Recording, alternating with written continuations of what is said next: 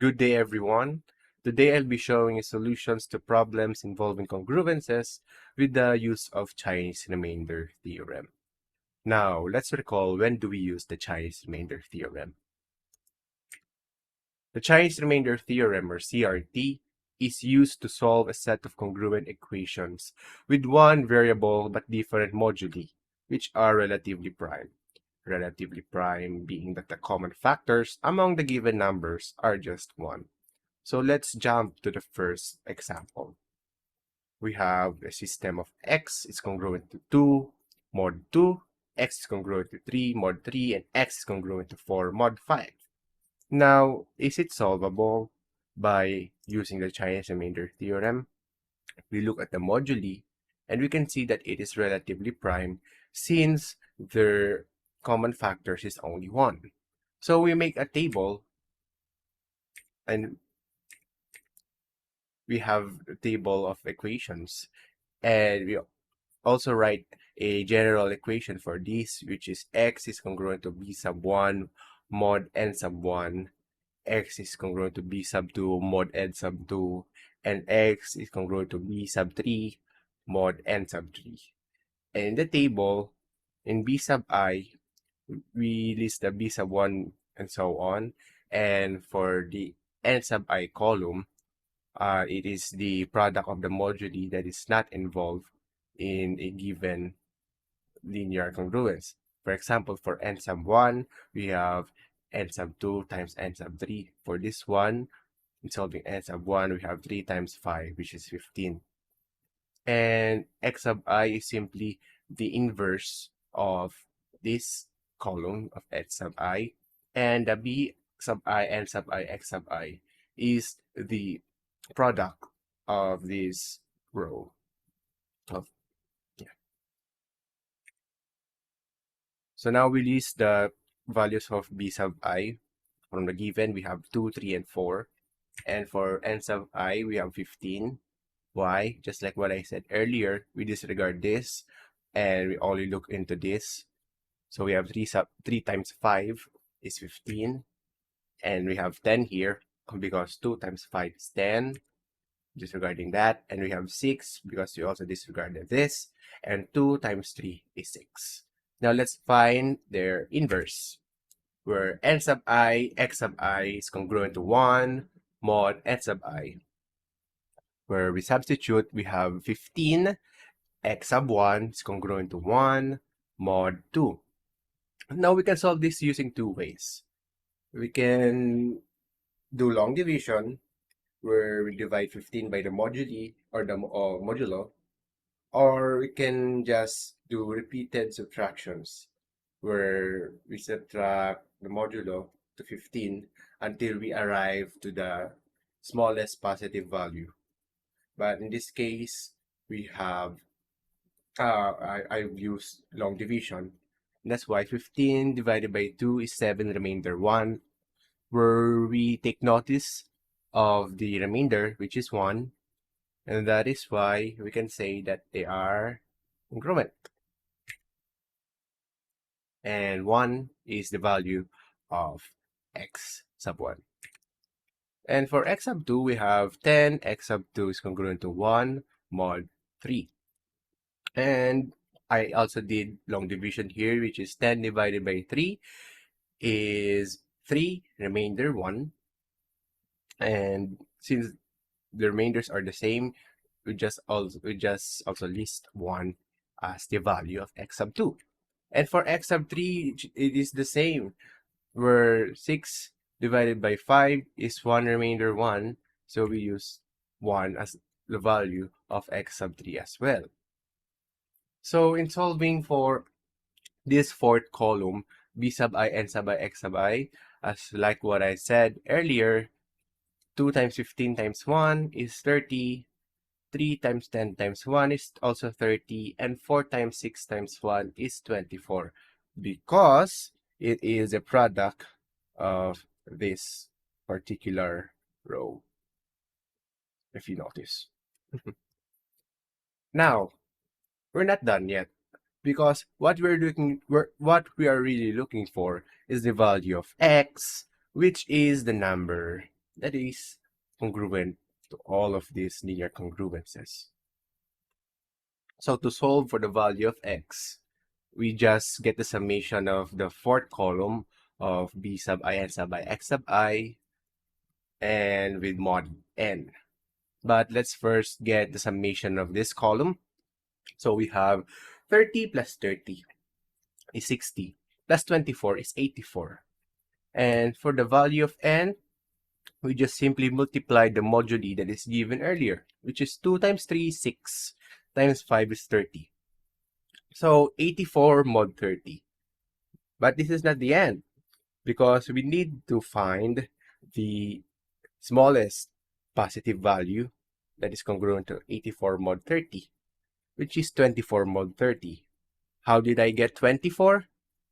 By simply subtracting 30 to 24 repeatedly until I get the smallest positive value.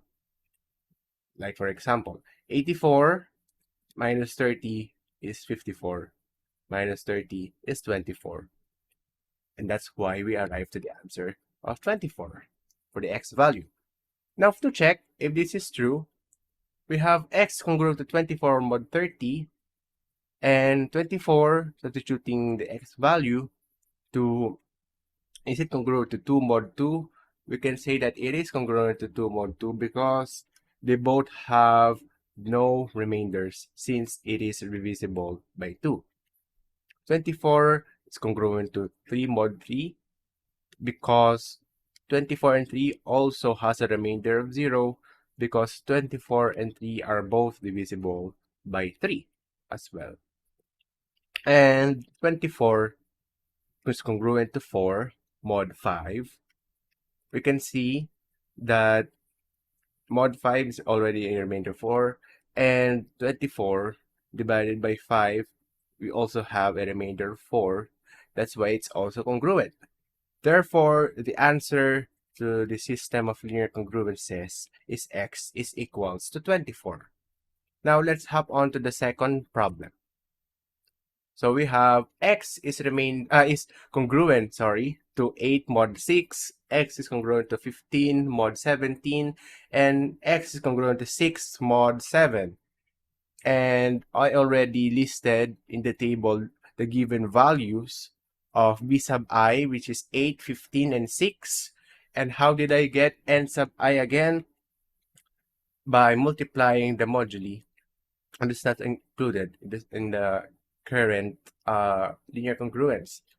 For example, for n sub 1, we have 119 because disregarding 6, we have 17 times 7 is 119. And for 42, for n sub 2, we disregarded first 17 and we all multiplied 6 by 7 to have 42. And for 102, being n sub 3, we disregarded 7 and multiplied 6 and 17 to have a product of 102. Now let's find their inverse. Where for x sub 1, we have, 119, x sub 1 is congruent to 1 mod 6. And I did, again, a long division of 119 divided by 6 is 19 remainder 5. Ngayon, hindi na magkaparehas yung remainder. 5 and 1 na. So what are we going to do if the remainders are not the same? We will write first the equation as 5x sub 1 congruent to 1 mod 6. Now what are we going to do? We add 6 to 1 repeatedly until we first arrived to a number that is divisible by this one, by 5. Let me show you. 1 plus 6 is 7. Since it's not yet divisible by 5, we add another 6, and add another, and another, until we arrive to 25, which is divisible by 5. Now let's write again this linear congruence. 5 x sub 1 is congruent to 25 mod 6, and we divide 5 on both sides to have x sub 1 is equals to 5, or x sub 1 is congruent to 5 mod 6. So now for x sub 2, we have 42 x sub 2 is congruent to 1 mod 17. And now what I did here is repeated subtraction, where I've subtracted 17 to 42 repeatedly until I've arrived to the smallest positive value that is congruent to 42 mod 17, which is 8. Rewriting the linear congruence, we have 8 x sub 2 is congruent to 1 mod 17. And once again, we have added 17 to 1 repeatedly until we arrive to a value of 8 that is divisible, the value that is divisible by 8, which is 120. So now 8x sub 2 is congruent to 120 mod 17, where we divide 8 on both sides to have x sub 2 is equals to 15 mod 6.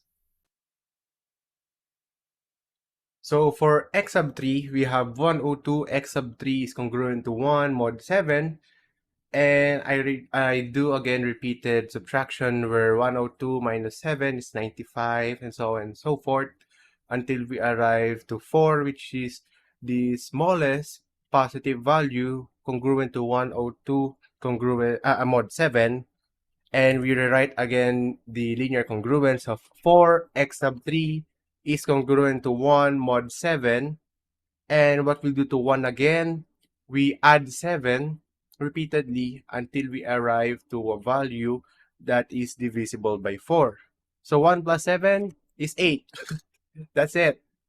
And since it is already divisible by 4, we can have 4x sub 3 is congruent to 8 mod 7. Dividing 4 on both sides, you have x sub 3 is congruent to 2 mod 7, where the value of x sub 3 is 2.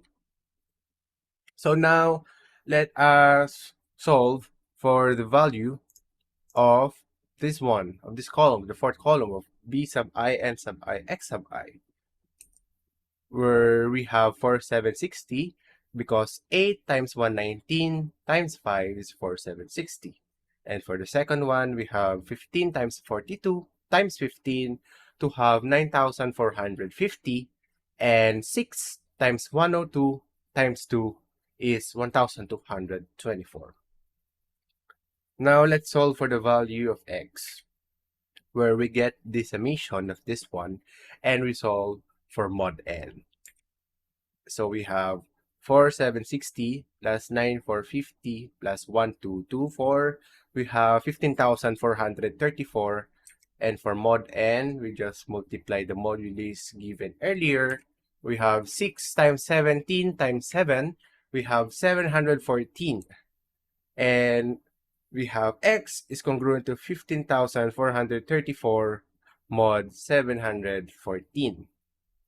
So once again, we're going to find the least residue, if I'm not mistaken, or the lowest possible number that is positive, congruent to 15,434 mod 714.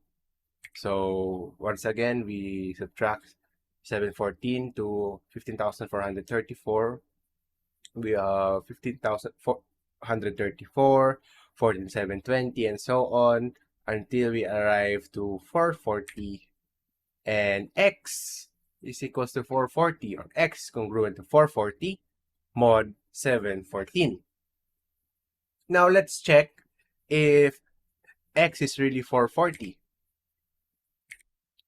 And 440, is it congruent by 8 mod 6?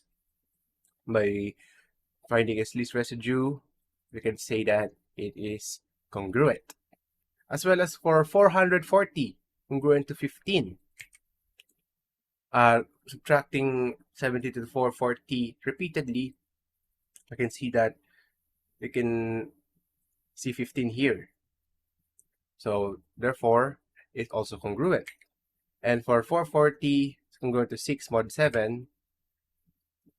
By subtracting 7 repeatedly, we can see that 440 is also congruent to 6. And therefore, x is equals to 440 for this problem. Thank you very much, and I hope you learned something new today. Happy holidays!